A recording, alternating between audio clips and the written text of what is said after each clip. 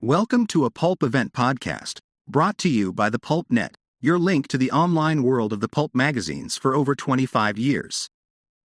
Online at thepulp.net. In this Pulp Event podcast, Jennifer DiGiacomo, editor of the early Doc Savage fanzine, The Savage Society of Bronze, and author and pulp historian Will Murray, discuss the pulp fanzine on its 40th anniversary. The talk was recorded on Friday, August 5, 2022, at PulpFest 50 in Pittsburgh, Pennsylvania. Well, thanks, everybody. This panel is the 40th anniversary of the Savage Society of Bronze.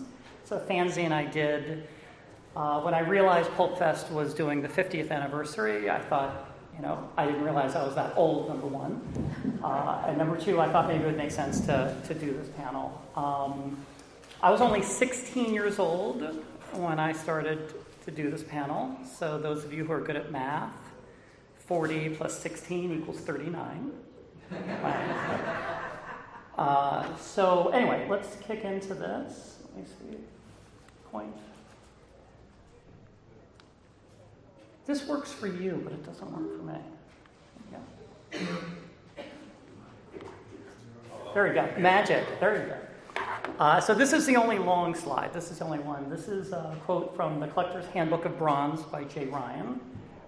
In speaking about Savage Society of Bronze, he said, lasting only 3 years and 7 issues, this 5.5 inch by 8.5 inch fanzine packed a mighty punch. It was the only fanzine devoted to Doc Savage at the time, and featured many of the best contributors and writers to grace the pages of fanzines. The quality of articles remained high throughout its run, and because of this and the great cover art, Savage Society of Bronze ranks as the best fanzine of the 70s and 80s. So that was saying I didn't realize that the fanzine was in there, so it was kind of cool to stumble across that. If you want to, I'm going to try to make this work. There we go. Okay, so we're going to slowly click through. So this thing, to quote Lester Den and all the stuff you've done, this thing started in a bookstore. I was 12 years old. There was a bookstore across the street growing up, and I know a lot of folks got turned on by Baumhofer covers and the Bama covers. For me, it was Bob Larkin. And as these covers started to show up in the bookstore, if you can click through, because we add more. I don't know why this isn't. I want to try this. I got it. Okay. So these were the covers that I started to see, and I was just so mesmerized by these. And I realized that at some point I needed to read the Doc Savage novels, but I couldn't necessarily afford cover price. Honest to God, this is... Want to click? Click? Okay. And then I saw The Red Spider, which was the newly discovered Doc, which I happen to have discovered. Yeah. So I think we can come back to that a little bit, but that was it made this real. And click again. The Philip Jose Farmer book was the one that really brought this to my attention, that this, the conceit that this was a real character, and that's really what brought this to life for me. Quest of the Spider was my very first Doc Savage that I read. I bought it at a used bookstore. If you click again, you'll see the version that I had, which is a lot more beat up. Go to the next slide. I couldn't find anyone who was in a Doc Savage the way I was, so I started to buy the Marvel comic books. You can click. I started to go through all of the letters pages, and back then they would print the addresses, the home addresses of people, and I started to mail forward, click, click, click. All of these different things. I sent out probably 40. You can go to the next slide because there's more. This would be so much better if I could click. There we go. Okay, keep going. Keep going. It works. Oh, it works now. Oh, okay. There we go. Delay.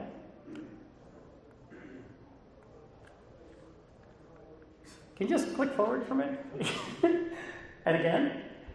So what I started to do, I started to send out, these were the actual stamps I was using was the B stamps that my mom bought back in the 80s. Click through one more. Click through one more. This is what I thought was going to happen. I thought I was going to be receiving, everyone that I wrote to was going to write back. It was going to be spectacular. It was going to be amazing. Click. This is actually what happened. Yes, you're waiting for the mail to show up, and nothing shows up. Mom, did anything show up? Click to the next one. Next one. Finally, you get a letter. And you are so excited. And I'm sure all the folks who were doing this originally by snail mail, it was so exciting. It was like you got a present, and you didn't know what was going to be in there. Click to the next slide. Shelby Peck was the first person to respond to me. He was a school teacher in Torrington, Connecticut. He was incredibly kind. That's actually a picture of him with his daughter, Lana, who I've become friends with. He's since passed away, but I've been corresponding with her, and he kept all of the records of all of this. I've lost all of my archives. So at some point I'm going to drive up there and I'm going to run through all this stuff. Go to the next slide. Gary Goodman, who did the artwork for most of the issues, he was the second person to respond. This was actually him at my house. My parents couldn't understand why all these strange people were showing up at the house to chat with me on his way to the Joe Kubert School of Art. And this is the first piece of art he sent me. Click. So this is his drawing of Monk. I've never published this because it was in color. So when I do sort of a box set of all of Savage Society of Bronze, I want to be able to use this as a reprint. But he captured the characters and was so passionate about Doc Savage, and got into a lot of arguments with a lot of other fans. Go to the next slide. So this is Lynn Culler, who was the next person I got connected to. And for those of you who were at the panel last night, talking about the kindness and the welcoming, I am 16 years old. I'm sending out envelopes to people asking if they can help out, write an article for a fanzine, and everyone was so welcoming and shared, more people to talk to. If you can click to the next one, I think you'll recognize this gentleman to my left. Will was so supportive. I didn't even realize how important you were in the fandom, and it was just another person I was talking to. When we get to the cover of the first issue, you were not the first author's name, because you weren't the first person I talked to, and I was very particular about that. I'm wondering, do you have any memories of sort of our first contact and me reaching out? No, other than letters. Oh, it was so memorable. Come on. Well, it's a long time ago. No, I just, one of the frustrating things about writing as much as I do is you go from one thing to the other, and you don't dwell on it. And so you don't necessarily retain memories, except under extraordinary circumstances. Even those go away if you do more extraordinary things later. So I remember your letters in the general sense. I think they were handwritten. Some of them were typed. Crayons. Yeah. And they tended to be closely packed, but short, if I'm not mistaken. I think some of my memories is, when I cleaned up the family house a few years ago, I was throwing away a lot of correspondence that I didn't want to throw away because the space wasn't there anymore. Right. And I pack-ratted a whole bunch of stuff and had to make hard choices. So I can recall coming across some of those letters at that time. And some of them may survive in my storage unit because I didn't throw everything away. But at one point I was throwing away a lot. But no, when I look at the years of 82, for instance, I know I wrote my first Destroyer novel in 82, even though it wasn't published till 84. That gives me a little bit of a context for what I was doing professionally. I think I started writing for Starlog in 82 or 83. So I was writing for you just when my professional writing career was starting to mount its earliest steps. And as a writer who started in fanzines, I didn't make a distinction between professional and fanzine writing because it was all interesting and it was still fairly new to me. So when, looking at the first issue again, and you reminded me of what was in the second issue, one of the things I can say about it is it was a very modest magazine, and I couldn't write long articles for it. It would eat up most of the issue. Yep. So I tended to want to be in most every issue of anything I liked if I had something to say. And so I did the kind of articles that might be 4 manuscript pages, typewritten, maybe 5, that would occupy 2, 3, 4 pages there, and still there'd be room for Shelby Peck's serial and for whatever else came in. That's what I can recall about it, just by, goosing my memory by looking at that issue. Beyond that, I mean, I had written for other things, other doc scenes before that, and I was writing probably for other scenes that weren't that specific. But, to me, it was the challenge of, here's another issue coming up. Do I have anything I can put together? And, a similar magazine I was writing for in approximately this time frame in the beginning was Crypt of Cthulhu, which was Bob Price's Lovecraft fanzine. And his were more pages, but the same format. So I had a little more room there, hypothetically. And someone in Lovecraft fandom once joked that I could write an article with using just a paper clip, a rubber band, some glue, and a few stray facts. And looking at the first article, it's what I have here is essentially a bunch of connected facts assembled into an interesting 1.5-page article that put in one place everything I knew about all the professional books that referenced, professional novels that referenced Doc Savage, including some comic books that people wouldn't necessarily know. So it's like all-in-one trivia here. Yeah. And 1.5 pages, probably 3 pages of manuscript, maybe not even. And that fills 2 pages and you're all set. And the next issue I did the Doc Savage influence, which I think I wrote because many people over the years had asked, why does Bantam publish the Doc Savages out of order? Well, I knew, because I'd asked the question. I actually complained about it in You this did? issue, and Oh. it was a response Then to I me was complaining responsible. about the order of the Bantam reprints. So I'm right. My point is that I knew a lot of people were curious about it, and it bothered some people. So writing about it meant I could answer the question, but also explain why it was important that they did it the way they did, because the risk they faced when they did these books was picking books that just didn't resonate, which is why we didn't see the Quest of the Spider for a very long time, even though it was the 3rd book in the series. It was not that good. It had some, questionable elements in it and some goofy stuff. So they wisely held back on it. Now, it was also true they simply didn't have copies of some of the stories, because I remember Paul Bonner, the book director at Condé Nast, reaching out to me and saying, Bantam Books wants to reprint the Ost and the Roar Devil and the Red Terrors, and can you provide photocopies? So that, they paid me to go to my local library with a photocopy machine and painstakingly photocopy my pulps so that we could all have paperback editions. So some of it was the decision to pick only what they thought were the most commercial stories to start the reprint sequence with, but some of it was simply what we have we're going to reprint eventually, and what we don't have we're going to have to find. So. Yeah. Well, and this was also at the time that Doc was going on hiatus when it went to the double novel.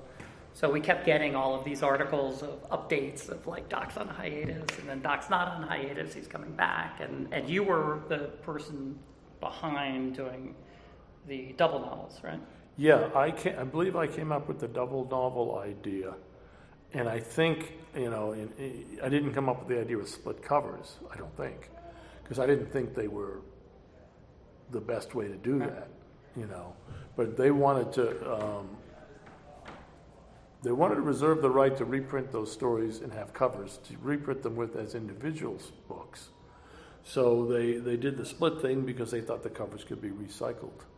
But I don't remember, what I do remember is when they went to the omnibuses, which were single covers, and the omnibus was my idea, I believe. I saw the first few. I know I recommended they try to do a color version of the back cover of Emma's back cover, which they did do, but they got a pretty poor artist doing it. It was not very good. But after a few books, I said, I tried to convince them that, Doc posing against scenery is not why people buy these books. And I could never convince them, and maybe I stopped trying, that maybe these covers should tell stories. You should pick one story that would make a good cover so that it could tell a story and sell that book. Instead, these were calendar shots, beefcake against, glaciers and mountains and volcanoes, and it's like, this is not going to attract a new audience, I don't think, and I don't think it did. I do remember telling them at one point, this is for the doubles, why don't you have Larkin paint a figure of Doc, a diagonal in behind him so we'd see two scenes, but one image of Doc, so we're getting the sense of he's facing two menaces, but they're not together, because the diagonal split meant it was two different stories, two different menaces. They didn't go for that. They didn't think it would work, or whatever they didn't think. But I think really what they want to do was reserve the right to recycle those covers, which they never did. Well, they also didn't, I talked to Bob Larkin about King of Terror, which I have the original painting of. He painted that overnight. That was a one-day painting. They knew these reprints were coming up, and they weren't, it was like, oh, we don't have the cover. Call up Bob, see if you can paint it. So, anyway, let's get back to this. Can you? Yeah, do one more. So, David Neil Dyer also was someone who contributed a lot. He and his wife did, in the first issue, an astrology article about Doc Savage that was mixed reception, and there was a lot of controversy because I didn't realize that I shouldn't print all of the letters that I got, even when they were negative. So I created a bit of a firestorm by doing all of this publishing. You can go to the next page. I think most of you here know Al Tonic. Al really took me under his wing very kindly. You can show again. He took me to the first PulpCon, which was in Cherry Hill, I believe. I met Frank Hamilton, who did artwork for it, and then I also met Walter Baumhofer and his wife Babe. That's actually Walter Baumhofer signing my Pirate of the Pacific, which is the prize of my collection. Al told me to bring, he said, I don't know how much money you have, but bring all of it and buy some Walter Baumhofer pulps and have him sign it.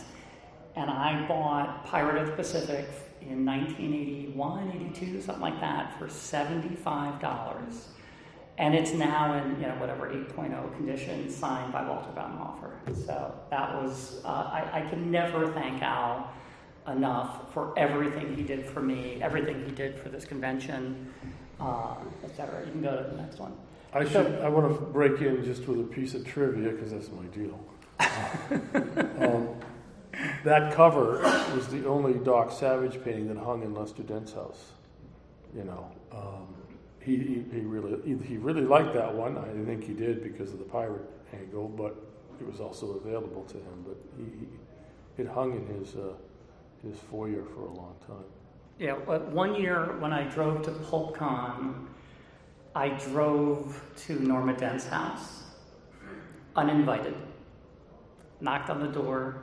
She could not have been kinder. I have photos of Lester Dent's desk, and I have the photo of the painting. Because it didn't even occur to me that these things existed. And she was just so kind. And I think I left copies of Savage Society of Bronze with her. But that's sort of what the community was like. I mean, people were so welcoming, and she wasn't surprised that some stranger just knocked on the door and said, "Hi, I'm a big fan of Doc Savage. Can I come in?" So you can go to the next one. So this was the plan after meeting all of these people and finding out that they wrote articles. I was so enamored with your publishing and the Secrets of Doc Savage particularly, and taking an 8.5 by 11 sheet, folding it in half. This was something I could do. And so these were the people who contributed to the first issue. Shelby Peck and Link and Will, Al Tonic, Bob Sampson wrote an article for me. It was David Neil Dyer and his wife. Gary Goodman did the artwork, and Frank Hamilton did the back cover. Again, I mean, I can't repeat this enough. I was 16 years old, 15 years old at the time, and everyone was just so kind to share this with me and to help it to get this off the ground. So if you can click to the next one, this is the first issue. This is the cover. That's by Gary Goodman. This also caused a lot of controversy because there was too much hair on Doc's knuckles. Mm-hmm. So there was a lot of complaints. I love Al Tonic to death, but he could be very abrupt in his letter writing. And so that stirred up a lot. If we click to the next one, this is the back cover. I actually finally got this statue 2 years ago. I had wanted the statue since I saw this. He drew this specifically for Savage Society of Bronze. And I was just blown away by it. Didn't know it existed, and I can't tell you the joy when I finally won an eBay auction for it. And then you go again, this is the cover to the second issue, which is a spectacular piece of art, but Gary hadn't learned depth yet. So it's this giant flat image, and one of the reasons I didn't do the remastering out for this year is I've been trying to get someone to help me pop Monk out further and sort of dilute the back, because it's beautiful art, but it just gets all murky. So that was the first 2 issues, and if you click, I can start to walk through. Issue 3 was the 50th anniversary. I did not realize that Savage Society of Bronze was the only fanzine, the only thing out there, I believe, that celebrated the 50th anniversary. I think you and I were chatting about that last year. Well, actually, I did write an article on the subject for the last issue of Comic Scene, which was published by the Starlog Group. Okay. So that's an article in a professional magazine, right. A newsstand magazine. But yeah, this was probably the only thing privately published that, went to the trouble. Yep. And I reused one of Frank Hamilton's pieces of art, which was, I think, like the 47th anniversary of Doc Savage, and then I had Gary Goodman create the bottom art. You can click to the next. This is a piece of internal art that Gary Goodman did. Again, he would churn out art, and you'd receive an envelope, a large envelope, and you knew there would be all this great artwork inside. Click to the next one. And then I received a letter from Doc Savage, who had somehow gotten a copy, and I was so thrilled. And this is actually why I did the gold, the bronze, as close as I could get to bronze paper that I could. Do you want to tell any of the story behind this, or do we just leave it as Doc? I'm trying to remember. Being very impressed, by the way, with this fanzine. I'm trying to remember. Yeah. I read it not knowing who the real author was. Really? Yeah. Okay. If I remember correctly, right. which I'm never guaranteeing, but I seem to recall reading that and having, or something like it. A couple of those letters may have circulated to other people or other editors, but I'm not sure I knew who wrote that at that time. But I could be misremembering because it's a long time ago. Okay. But the story behind it, if I'm not mistaken, was one of the regular people took it upon himself to, impersonate Doc Savage and give everybody a little bit of a head-scratching time. Yep. And he got the zip code wrong, and it bothers him to this day. So go ahead, next slide. This is my favorite issue. Again, this is Frank Hamilton doing a cover specifically for me. I had bought this pulp. This had ended up being my favorite cover, and so I didn't realize. Again, it shows up in the mail, and he drew his version of this cover. If you click to the next. This is the table of contents. Will Murray, take next to me again. Doc Savage, Method of Self-Development, which if you didn't have the pulps, you didn't even know existed.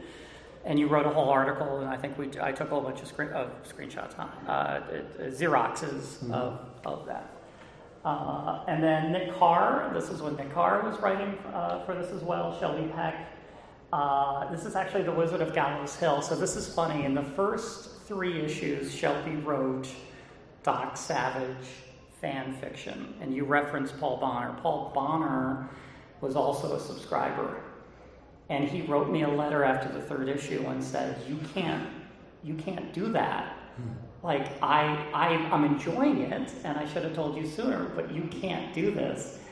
And so I wrote a letter to Gary Goodman, and Gary had a fit, and he thought, like, oh, they're suing you. And I'm like, no, it's just been a whole big misunderstanding. But Shelby had to end up rewriting the stories as the King's Men. And then he and Gary worked together on character development of that. So this was the first part where it became not Doc Savage. Let's see, Link Huller wrote for that as well. Le Conrad Dasut was, I'm trying to remember who it was who wrote that. Rick wrote as well, Altonic. Nate Greenberg, who is my oldest friend in the world, I made him subscribe to the fanzine to boost the numbers, and then I had to make him write a profile.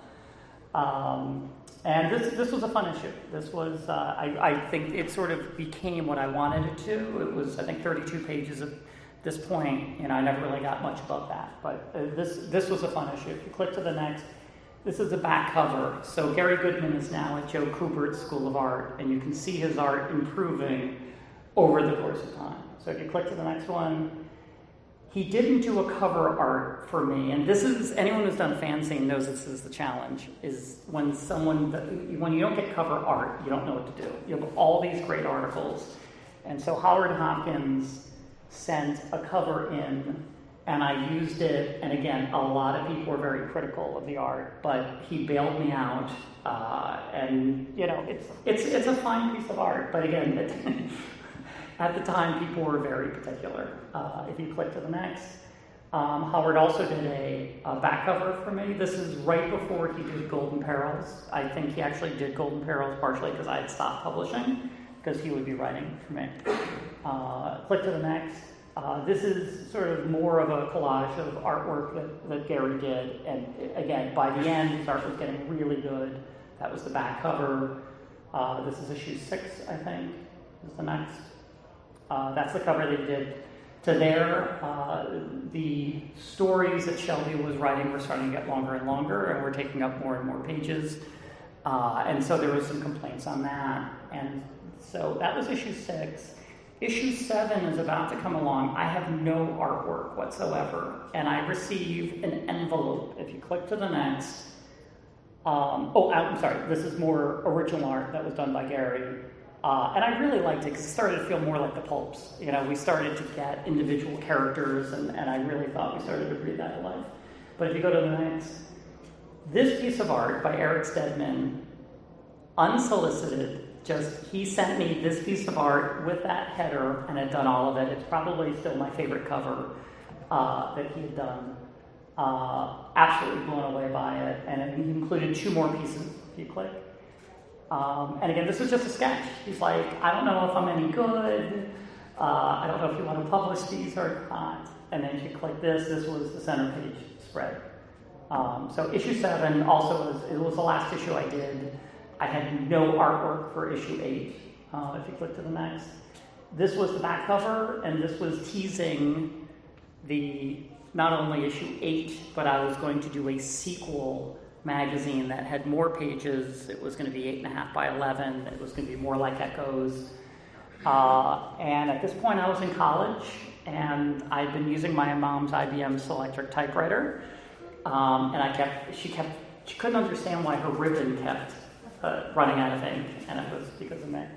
So if you click to the next, Gary Goodman had to do projects at the Joe Kubert School of Art. So unbeknownst to me, he added me as a writer to a comic book that he was doing there and put my name on the credits. If you click to the next, he actually did a full page. I did nothing on this whatsoever, but he threw my name on it, I guess because he needed some right. So that was cool. Clicking to the next. So again, he and Shelby Peck are mailing back and forth, designing all of these characters, and I finally got a snapshot into some of the stuff that he was sending. So you can click through some of these. These were the sketches that he did when I actually have Shelby's next to Kingsman stories that have only one part's been published. So at some point I'm planning on doing a full republish, but I also have all this unpublished artwork, which again, I didn't know existed until about a year ago. So you can click through, this is his version of Doc King, Doc Keen, click to the next, and then these are story notes. So again, at some point I'm going to be hanging out with Lana, I'm going to review all of this and see if there's something to kind of bring this together for a 41st anniversary box set. You can click to the next. So I was starting to work on Savage Society of Bronze number 8. Straight shooting was my column, and I was trying to steal different logos that I found. If you click to the next, the letters column was Cargo Unknown, so when I finally got a copy of Cargo Unknown, I decided to Xerox that. And these are some of the pages that I was working on, and more recently I tried to clean them up. So if you click, I don't know if you remember writing this article, but this was a very evergreen article. I can run this at any point. Doc Savage on hiatus in 1985. And then also the NPR show that you were associated with. That was another thing that was going on at that time. I was always juggling a lot of stuff, but that took a long time to go from the first idea to the actual taping. But yeah, that was going on at that time. I'm remembering now. I just don't remember the year they actually taped. It was 3 or 4 years after they thought they'd be taping them. Were you the driving force behind that? Did you recommend it to them, or No, did they reach out to you? They reached out to me. Roger Rittner of the Variety Arts Radio Theater was a big Doc fan, and he was first interested in taping Lester Dent's Doc Savage radio scripts, but was disappointed to find there were 15-minute episodes and they were self-contained, not very commercial these days, or any day since 1927 or something. So I may have suggested this. I may have suggested that he and I adapt the novels, because that's what we did. We ended up doing, each picked a novel and adapted it in several parts, and they actually picked follow-up novels to adapt that were never done. But, that was my first radio writing, and my last radio writing, if I'm not mistaken. So it was a neat project, but that was starting around that time, because if I'm not mistaken, that was aired in 84. So it was probably started 81, 82. It coincided with when Odyssey Publications released the first Doc Savage radio script book. And everybody thought, wow, these are great episodes, except they were 15 minutes. Right. And there just wasn't room to tell much of a story. So are you saying that's not published? That's not published yet, but, Okay. Maybe next year. Now, is that something I wrote back then, or is that one of the things I sent you recently that I found I think in it's my... something that you sent me back then. Oh, really? So Okay. if you click forward to the next one, again, Rick Lai, I never know how to pronounce his name. I should ask him. This is an article he wrote, and if you flip to the next, this is one of Shelby Pack's. This was Island of the Flying Fish that he was going to do, and again, trying to clean up. So at some point, I hope to publish this, and sort of as a throwback to what issue 8 would have been. Click to the next. Also, Chuck Welsh from Bronze Gazette asked me to write a remembrance last year. It's kind of funny, because those of us who were doing Doc Savage fanzines, Doc Savage Quarterly that Bill Laidlaw was doing, Doc Savage Club Reader, the King Nemesis, we kind of ran out of material on Doc Savage. And then we stopped. And then the Bronze Gazette is now at whatever issue 90 something, and they're still writing those articles. I think those of us who've been around for a long time, you sort of see a lot of the themes coming back. But I gotta say, Bronze Gazette is just doing a spectacular job, and just a lot of really interesting articles that are out there. So this was fun, and this sort of led me to sort of think about doing the 40th anniversary. You click to the next. So I have a couple other things that I can show, and also a radio dramatization of Doc King that I can play a little bit of. But I did want to give an opportunity, if there are any questions, for me or Will do that, and if we run out of questions, then we can pop over. And this is what we were referencing before when I did my Cannonball panel last year with Baby Yoda. I dropped this wonderful GIF in there. So, any questions? How many issues? What was your distribution of the magazine? Well, there was 7 issues. The first issue, 50 copies. And I think I topped out. The later issue I was doing 200 to 250, and some of the later issues I think I may have done 500. Because I was sending out copies to France, Great Britain, so it was an international magazine. I remember talking about when I applied for college. It was over 100 subscribers. But it was tough. It was tough because, you get people sending money in, and then you're using it, and publishing is always a little bit more expensive, and the mail goes up, and all those different things. And I used to always show up at PulpCon with copies so I could hand them out to people so they could get the first copies of it. And Al Tonic used to complain. He's like, I don't have time to read this. Why don't you mail this to me? Because I don't have time. But yeah, no, it was fun. Any other questions? Okay. I have a question. Okay. Why did it take you so long to figure out to go from white covers to goldenrod and the other colors you used? I used to do publishing at Sir Speedy, which was the publishing shop down the street. And it didn't occur to me to not use white covers in the beginning. And I think when I finally got to the 3rd issue, which had the Doc Savage letter, I realized I had to do it on bronze paper. And again, this is the closest color that they could get to. And at that point, I started to use bronze. 2 issues of that, and then with this cover, I just felt green was sort of a better. Everyone hated this green color. Everyone hated it. And then just started to change colors throughout time. But in the beginning, you're just trying to get it together. And give me a break. I was 16. Yeah, I know, but you you were inspired by the Odyssey pamphlets, which are all colored covers. So I wondered why it took you a while to do it. I think it probably cost more in the beginning, I'm too. sure it did. I know that when I look at these covers now, I'm remembering how happy I was with the issues where it started to get a little more professional in terms of the cover art and the color. Because as a contributor, when you get something in that's printed, you look at the cover first. The cover is the thing that kind of gets you excited about opening the book, of course. So when you started to move in that direction, I started to feel like this was becoming more and more of a thing that I was more and more happy with, even though I was happy with it in the beginning because it was something new. Yeah. Yeah, I mean, looking back, I wish I had continued with it, but I was in college, and it just, it was my mom's IBM Selectric. We didn't have computers back then. I think they were just starting to be introduced, but I had a blast doing it, and if you actually click to the next, this is actually the world premiere of what I was planning on calling the sequel magazine, Troubleshooters Unincorporated. Because everyone was always incorporated. I thought it needed to be unincorporated, and this was going to cover all of the hero pulps, all the bloody pulps, so that was the logo that I designed for it. And who knows? Maybe at some point I will get back around to it.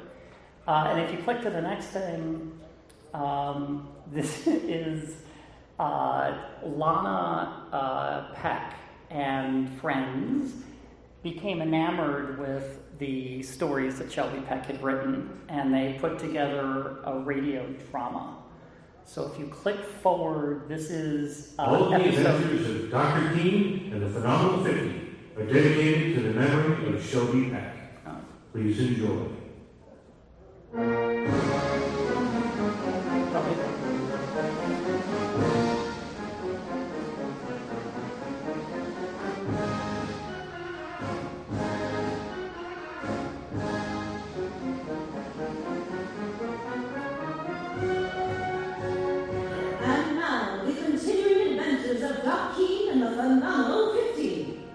Dr. David Keene trained his mind and body until he was transformed into a weapon for justice. With the phenomenal 50, Doc Keene faces the greatest challenges of the day, a living incarnation of the phenomenal oath of righteousness.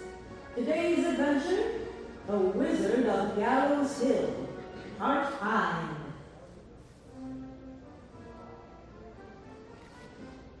Brought to you by Ichabod's Hats for Men. Look, we know fashion to be a mystery, but just remember not to wear white after Labor Day, and if you're outside, it's a good place to wear a hat. Nobody's telling you to wear hats indoors, but if you are, we're not mad at you. Check out our selection of indoor hats for men, like the indoor deer stalker, the indoor bowler, the indoor sombrero. Perfect for all indoor occasions. So come on, guys, we can do this. Wear a hat, please. And now, on to the adventure. Doc Keene and his phenomenals were called to investigate strange goings-on in Salem, Massachusetts. Valley would introduce them to government official Miss Sewell and her assistant Sam Lord, and more importantly, Michelle Smalls found a cat. When we last left our heroes, Doc Keene and the phenomenals were discovering that a chief doctor investigating an outbreak of the Gallows Hill curse was now a patient. Will Doc Keene discover the cause and a cure? Find out as the adventures of Doc Keene and the Phenomenal 50 continues. All of the adventures of Dr. Keene and the Phenomenal 50 are dedicated to the memory of Shelby Pa. Yeah. So there's 6 episodes of that. They are a lot of fun. So since we have a few more minutes, do you want to talk about Red Spider? No, I will. In the context, let's see, the Red Spider misadventure was before you started. Right. Yeah, okay.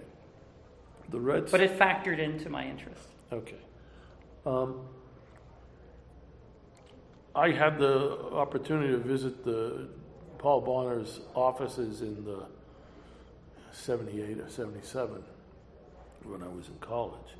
And I went through the card files on Doc Savage. And at the end, I found a payment record for a story called In Hell, Madonna, and no publication date, and it didn't match any of the published novels. And they knew nothing about it at Condé Nast because they inherited those files.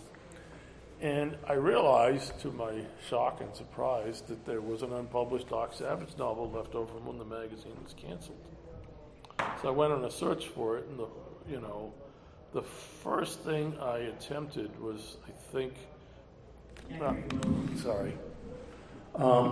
I was in touch with Mrs. Dent at that time, and I probably reached out to her first, but it was news to her.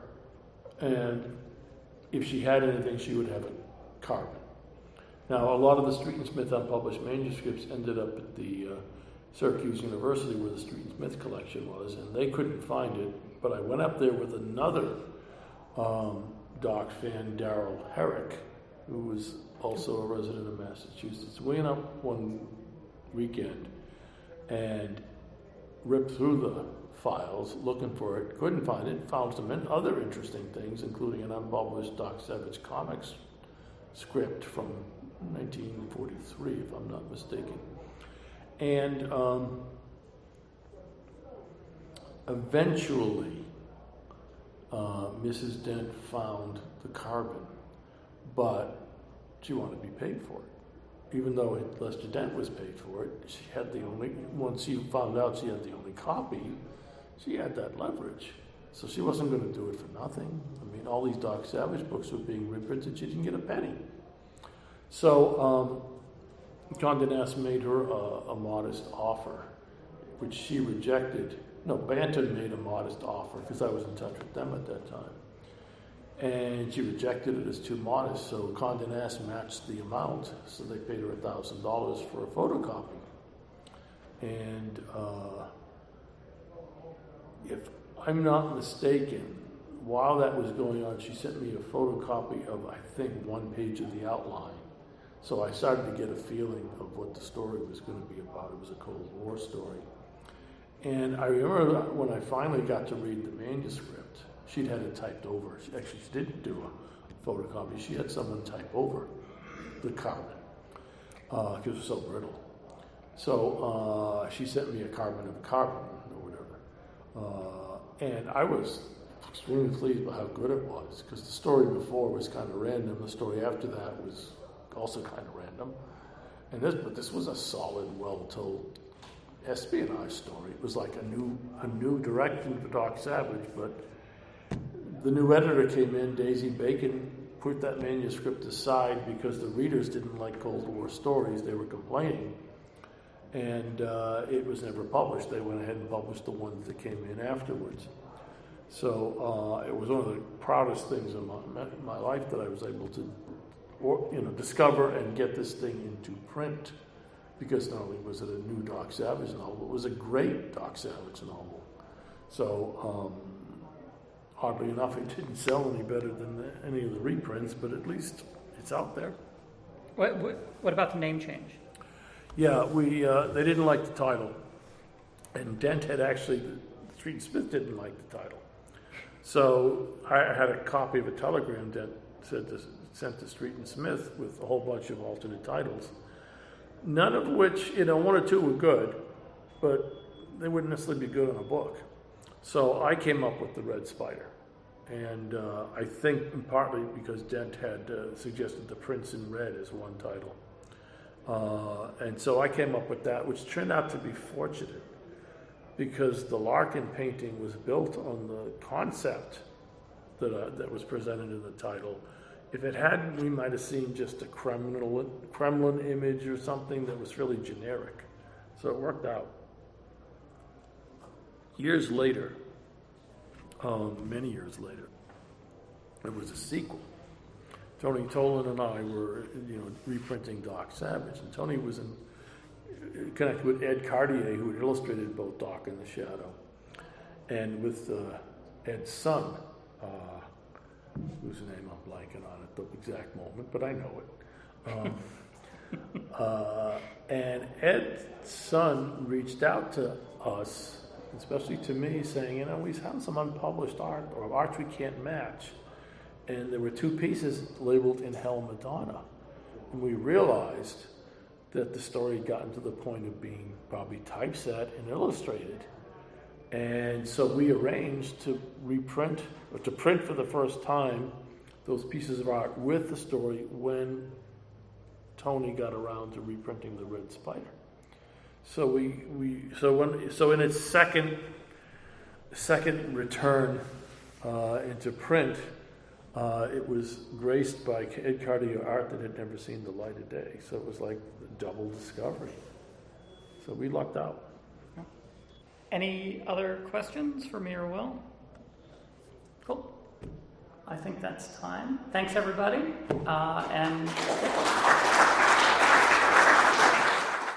You've been listening to a Pulp Event podcast, brought to you by the Pulp Net, your link to the online world of the pulp magazines for over 25 years.